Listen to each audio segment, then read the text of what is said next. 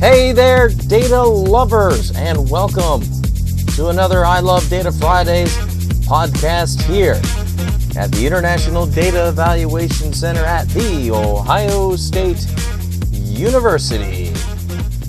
Ladies and gentlemen, we have a special edition of I Love Data Fridays for you here, and this podcast episode covers our annual reports update for the 2016-17 school year. So who's talking data to you? Well, you've got me, Director of IT and Operations, Jeff Breimer-Bashore.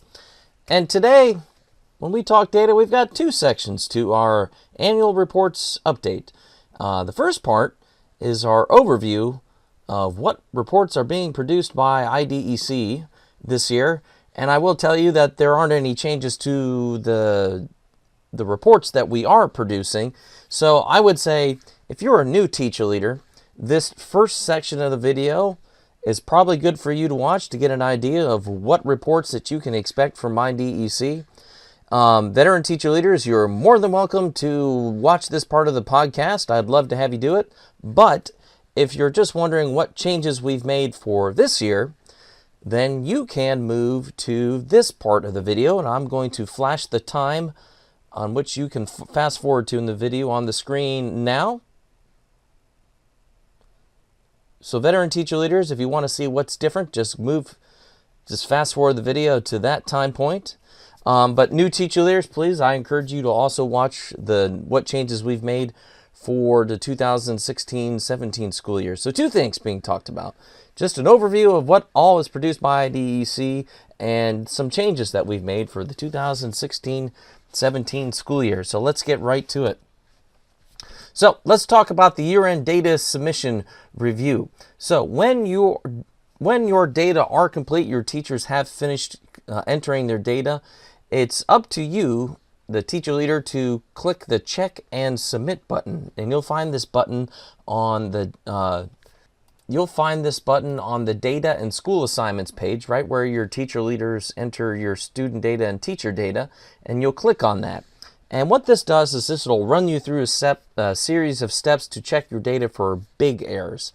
Not the little sort of question by question errors, but any big errors that we're trying to avoid. And then the very last step of this is that it actually submits your data to IDEC, it flags it as being all complete and done. It locks the data so nobody can make any changes, and it signals our reporting system to start running our reports. You will then get an email congratulating you on submitting your data. So congratulations. And then you will get another email when your reports are ready to download. So what do you get at the end of the school year? All right, so here is the start of a list, the first of two slides. Your teacher data fees and your site setup fee pay for the following. If you have reading recovery in your site, you will get items 1 through 7 there. All right, so you will get a standard site report with 65 tables and charts in it, a disaggregated site report with about 104 tables and charts in it. You will get what's also called a site executive summary, a site data dump, which is an Excel file that contains all of the data entered by you and your teachers. You will also get a school district summary report for each of your school districts, a school district executive summary, which is a 2-page report, and a school summary for each school in your school district. Now, we collectively refer to these as your annual results packet. So 1 through 7 make up your annual results packet. So if you have reading recovery in your site, you get items 1 through 7. If you have DLL site in your site, then you will get another set of reports for items 1 through 7, but the DLL versions instead of the reading recovery versions. Same number of tables and charts, except there's difference coming to the observation survey. They just display results for the Spanish versions of the observation survey. Now, if you have literacy lessons in your site, you also get 4 more items. You get a literacy lessons standard site report, a literacy lessons standard school district report, one for each school district participating in literacy lessons, a standard school report for each school participating in literacy lessons, and a literacy lessons site data dump, which once again is an Excel file that contains all of the data entered by you and your literacy lessons teacher. Okay, so now let's talk about the design of the reports a little bit. And I'm first going to talk about the reading recovery and the DLL reports I mentioned. And specifically, let me go back here real quick. We're going to first talk about the design of the reports that I have underlined in this list. So the reports in 1, 2, 5, and 7. So these reports are designed to answer 5 core research questions. And the research questions are right here on the screen. I'm going to pause. I'm not going to read the questions here in the video, but I will pause, and you can pause the video, and if you want to, you can read through the questions. All right, if you read the questions, I'm moving on. So the reports are designed to answer these 5 questions, and they also are designed to answer these 3 ancillary questions. I'll pause here, and you can read through these questions.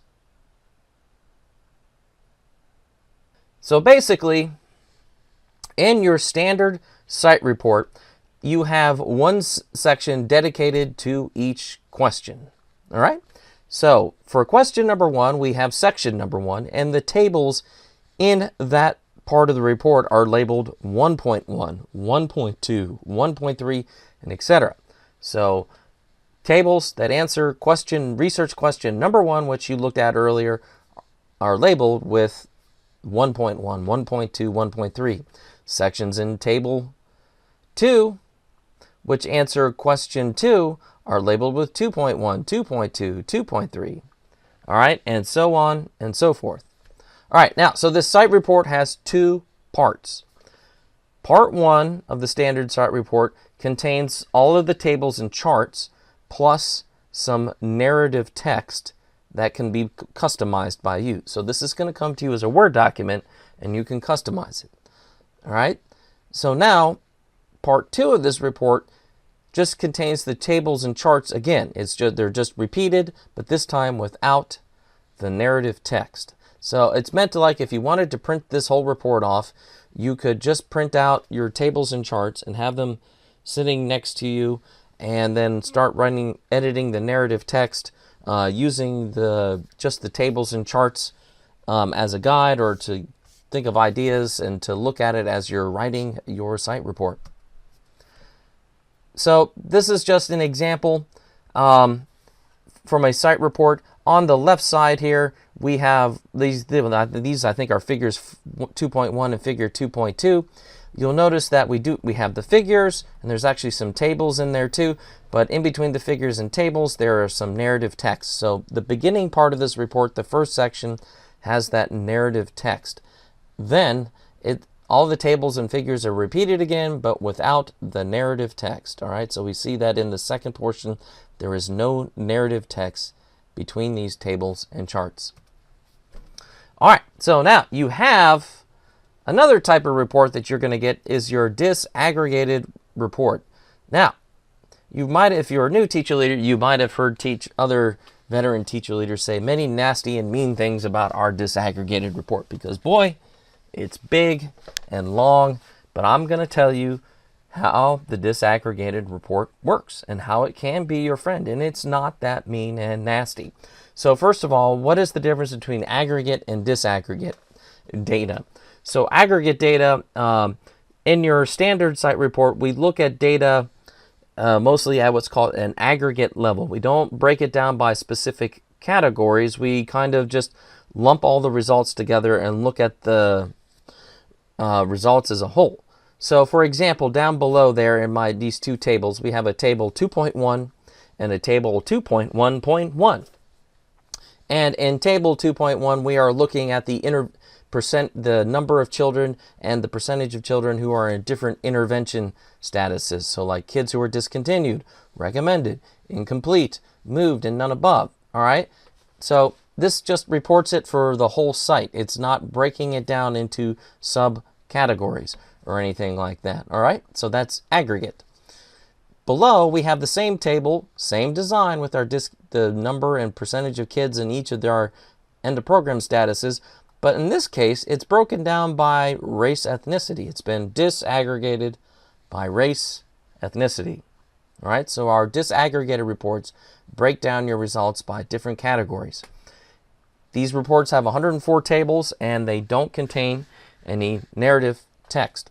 So now in your disaggregated report, we have taken the tables from the standard report and created disaggregated versions. So for examples, in your standard report, for tables 1.1, 1.2, 2.1, 2.2, 3.1, 3.2, 3.3, 3.4, 3.5, and 3.6, you will find 10 disaggregated versions for each of those tables listed above.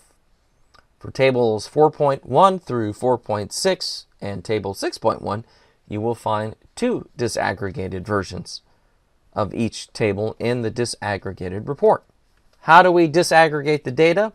For those tables listed right here on the screen, we disaggregate the data by district, race ethnicity, gender, school meal cost, oral language proficiency, time of intervention, disability, school locale, minority enrollment, and Title I funding. So, your disaggregated report has a naming convention to it. So, this way it's easy to find a disaggregated version of a table. If you wanted to find a table that had data disaggregated by a district, in your disaggregated report, all of those tables end with a .0. So for example, if you wanted to find a disaggregated version of table 1.1 that was disaggregated by district, you could go to table 1.1.0. If you wanted to find results for table 1.1 that were disaggregated by gender, we'd stick a .2 at the end of it. You could go in your disaggregated report and look for table 1.1.2. All right? So that is how we find the different versions of our disaggregated table. Now the next documents I'm going to talk about are our site executive summary and our school district executive summary. These reports are a 2-page report, and they are meant to be an easy read for somebody, and they contain just some basic information about your site, or depending on if it's a school district or about your school district. So this might be a good report to share, say, with school district administrators. Instead of plopping down a full school district report in front of them, you can give them a site executive or school district executive summary. Once again, you get 2 versions of this executive summary, one for your entire site, and then then one for each of your school districts in your site. Now, another thing that you're going to get is your site data dump. So this is a spreadsheet, and it contains all of the data entered by you and your teachers. There will be 1 row for each student served by Reading Recovery or DLL. All right? Each row contains data about the child's school, the child's teacher, and the child. Now, there are about 200 plus columns in here, but don't let it scare you. There are ways to tame the data dump. Like I said in here on item number 6, we're going to put in a shameless plug here for our webinars. We have a webinar, $25 per person, the IDEC data dump, the beginner's how-to guide, to take you through how to use your data dump, how it's designed, and how to use it. And it's specifically designed for people who are data novices that may not be very comfortable or have not used data dumps before. So I recommend, if you want to sign up for one of those, contact the help desk and we can sign you up for a one-on-one session for one of our IDEC webinars. All right, the next document we're going to get is our school district summary. And it looks a lot like your standard site report, except it contains data just for a school district. It has tables and charts, no narrative text. It doesn't contain all of the tables in your site report, just a subset of tables. And as I said, you get 1 for each of your school districts. Below here is just a screenshot, sort of a zoomed out shot of a sample report, you can see the tables and charts here for a school district, but once again, no narrative text is included in this report. And then we have our reading recovery school summary. All right, so you're going to find that this has got the same tables that you'll find in your other reports, but it uses a slightly different naming scheme. So instead of there being a table 1.1, 1.2, or a table 2.2, it's simply just labeled, the tables are labeled in order. Table 1, Table 2, Table 3, Table 4, etc. And the data in this report is just for schools, for a specific school. It's just table and charts, no narrative text, and you get one of these reports for each of your schools. Now, I am going to offer this warning. This report does contain student names. So this is not a report that you take out and share publicly with somebody. This is a report that you can, though, take to a school principal or a school literacy team and share with a school literacy team. So just remember, it contains student names, so we have to protect the confidentiality. It is okay to share this with school principals and school literacy teams, though. Not a report to share with the public. Now, we do have some optional reports. You can order a school district annual results packet, which is $75 per school district, and it contains the following items: a standard school district report, which will look very similar to your school district summary. It just contains more tables. You will also get a disaggregated school district report. So it'll be exactly like the site disaggregated report, except it uses data for that school district. And then we'll get a school district data dump, just like your site data dump, except it contains data just for a school district. Now, if you also have literacy lessons in your site, you will get literacy lessons reports, like I said. And the first one that you'll get is your literacy lessons standard site report. It will look very similar to your reading recovery reports, just modified for literacy lessons. It uses a labeling scheme with the tables of 1.1, 1.2, 2.1, etc., etc., etc. Similar labeling scheme like that. It's just table and charts, no narrative text. It is a work in progress, or it continues to be a work in progress as the trainers continue to figure out how they want to report about literacy lessons. These tables might change over the next few years. You will also get a literacy lesson standard district report. It contains the same tables and charts as the site report, except it uses school district data, and you get one report for each school district. School report, literacy lessons standard school report. Once again, it's got the same tables and charts as your site report and your literacy lessons school report. It just uses school data, and you will get one for each school. And then finally, you will get a literacy lessons site data dump. It is a spreadsheet containing all of the data, literacy lessons data entered by you and your teachers. It is one row for each student served by literacy lessons, and each row contains data about the child's school, the child's teacher, and then finally data about the child. All right, folks, now we're moving on, and we're going to be talking about our changes for the 2016-17 school year, changes to our report. So first, we'll talk about how we've modified the design of our executive summaries. This is both the site executive summary and the school's district executive summary to look better when it's uploaded into Google Docs. And then I'm going to talk about how we added some ELL data to our disaggregated reports. All right, so here we go. For the school district and the site executive summary reports, we've modified the designs based off of some feedback we got on from an I Love Data Fridays request, so that the site executive summary, when it is uploaded into Google Docs, it looks a lot better than it used to. It used to have some really funky formatting when you moved it up there, and it took a lot of work to get it to look good. So I'm going to cut to a video from one of our previous I Love Data Fridays, and it'll explain how that works. Well, before I upload it, so I went ahead and made a few revisions to the current executive summary and we changed things in the executive summary that we thought were causing the problems to make them look kind of strange in Google Docs. Now, in general, it won't look very much different from your current executive summary until we get to page 2. And I think the bad news is that Google Docs is not liking converting that picture of the chart into a picture that it can use online. We're not sure why, and it's kind of a little bit beyond our control. So one thing that we've done is we've removed that chart, and I know some of you like having that random sample data in there to compare with your text reading level on your first round students, but what we did is we just changed the table that preceded that chart to include random sample information, and we changed its design a little bit.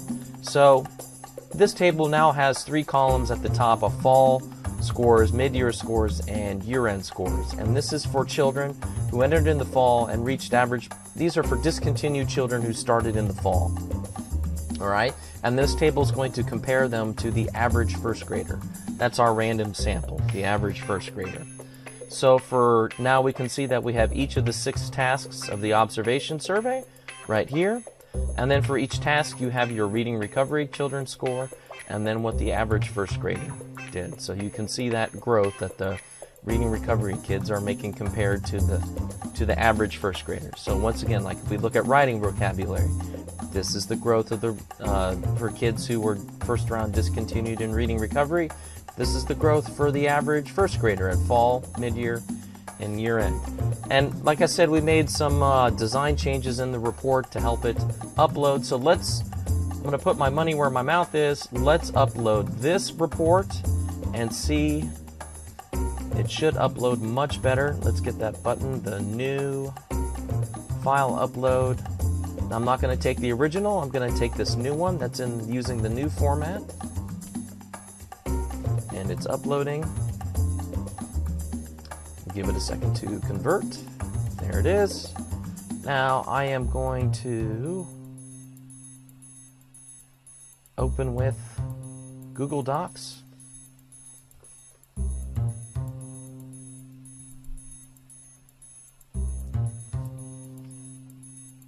Now I want you to notice how immediately we can see that now the first page material has returned to the first page. It's no longer being shoved down to the second page. And look at our tables. Our tables look much better now. Much better.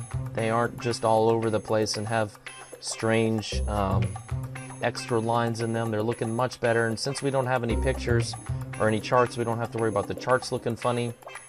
The only thing that did come in kind of strange was the little logo up here. It's supposed to be on the left-hand side, not on the right-hand side. That's an easy fix. If you click on the picture, and then you click on wrap text, it'll do that, and that will move everything back up. Or you can even drag it back over to the left as well after you do the wrap text. Let's try that again a little bit. And there we go. Site executive summary saved up in Google Docs.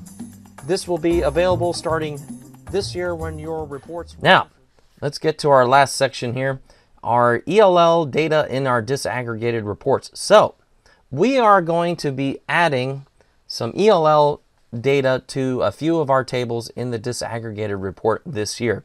Specifically, we will be adding ELL data to tables 3.1.4, 3.2.4, 3.3.4, 3.4.4, 3.5.4, and 3.6.4 in the disaggregated reports. And each of these tables is reporting results for one task of the observation survey, which I have listed out here on the screen. And we will specifically be adding a section to the end of each of these tables that says all ELL students. So now, I'm going to flip over again to another video, and we're going to see where those tables, where that data are going to appear. Where we made a mistake. Now, what I got to say, people, is that this was great. You know, we found out about this mistake. The teacher leader who submitted this question actually came to visit the friendly folks at IDEC at the Reading Recovery National Conference back at the end of January. And she had us look at this table, and what we had mistakenly pointed out in our first video is in this first video, in the section down at the bottom here, we said that the all fall English proficiency responses is where you would actually find your English language learner students. All right, and she came in, told us to take a look at the numbers, compare that to actually another table in her site report, and what we found out is that was a mistake, that this all fall English language proficiency responses includes both native English speakers and English language learners. So I thought that was great. Teacher Leader using her data to show us that we made a mistake, and we're here to correct it. So, ladies and gentlemen, what I'm happy to tell you is that we are going to be adding a new section to tables 3.1.4 through 3.6.4, and we are going to add a all ELL students section for the 2016-17 school year. It doesn't exist in the table now. Those tables right now, we're going to stick it in there, and it should look something like this when you see it. It'll say all ELL students, and then it'll just have the data for those kids who are English language learners. It's not separating it out by their English language proficiency. It's just putting them all together. So there you go, folks. There you have it. We've got our English language learning students. Well, all right, ladies and gentlemen, I hope you have found this video or podcast informative for you, and I'm going to say thank you once again for watching this special edition of I Love Data Fridays, our annual review of the IDEC reports. Happy data entry and reviewing, and hopefully we'll get to see a lot of our teacher leaders out in the Teacher Leader Institute. Ladies and gentlemen, if you haven't clicked the subscribe button to subscribe to our podcast feed, go ahead. Do it right now. Click that subscribe button. Come on, you know you want to. All right, ladies and gentlemen, thanks for watching, and we will talk data to you later.